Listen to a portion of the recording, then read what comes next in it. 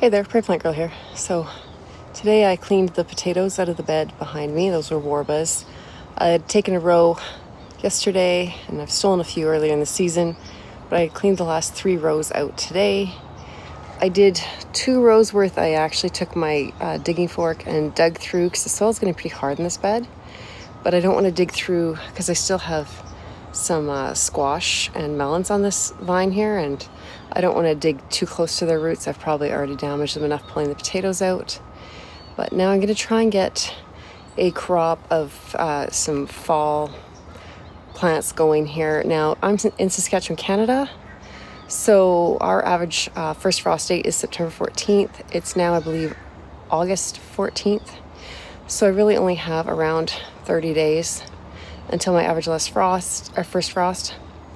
But the plants I'm going to be planting are a little bit more cold tolerant, and I can throw some frost blanket. So that should be fine as long as far as the frost-free days go. The biggest problem is that our days are getting much shorter here now, so I'm not going to be getting the sunlight hours, and I'm not sure how well these crops will grow. But to me, it's worth planting them, giving it a try, and seeing what I can get out of them. So let's have a look at what I'm going to be planting. So we have some beets. So we have Boulder, which is a golden beet, and then Merlin and Red Ace, which are both red. These are all around 55 to 60 day maturity. They'll probably be longer than that again because of the longer or shorter sunshine hours that we have right now. There's some green arrow peas. These are really going to be iffy given the length of time they need. But I'm going to give them a try because my peas just didn't produce well this year. And then I have Sweetness 3, Baby Spike, and Little Finger. And these are, again, all around like 55 to 60 day maturity. And again, will probably take longer than that.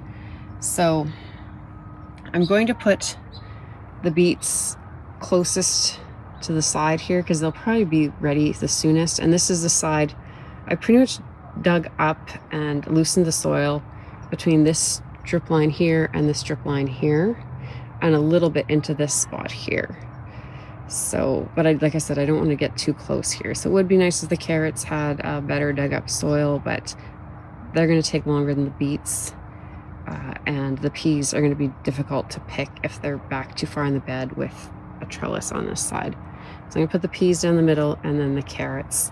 And I won't do full rows of each variety of the beets and the carrots. They'll just be one row with a few of each. And then I'll do one full row of the peas. And then I'm actually going to put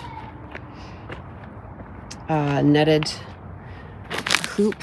Should cover all of it pretty well over top, just because this time of year I find the birds can be pretty crazy digging around in the beds, searching out grubs and bugs and things, so that way they won't be eating my seedlings and digging up my plants.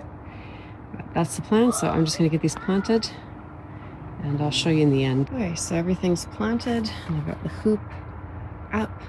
I tucked this side in along the edge here a little bit just to try and discourage rabbits and birds from tunneling in there, and spread it out as wide as I could, and hopefully things come up. You know, the days are warmer now, so things usually sprout a little faster, and hopefully we get some nice sunshiny days. And like I said, our average first frost is around September 14th, but often we'll get a frost and then we'll get a lot of really nice weather after a couple of late frosts. So if I can just keep these protected for that, I might be able to get a little harvest out of these. So thanks for watching, and we'll see you next time.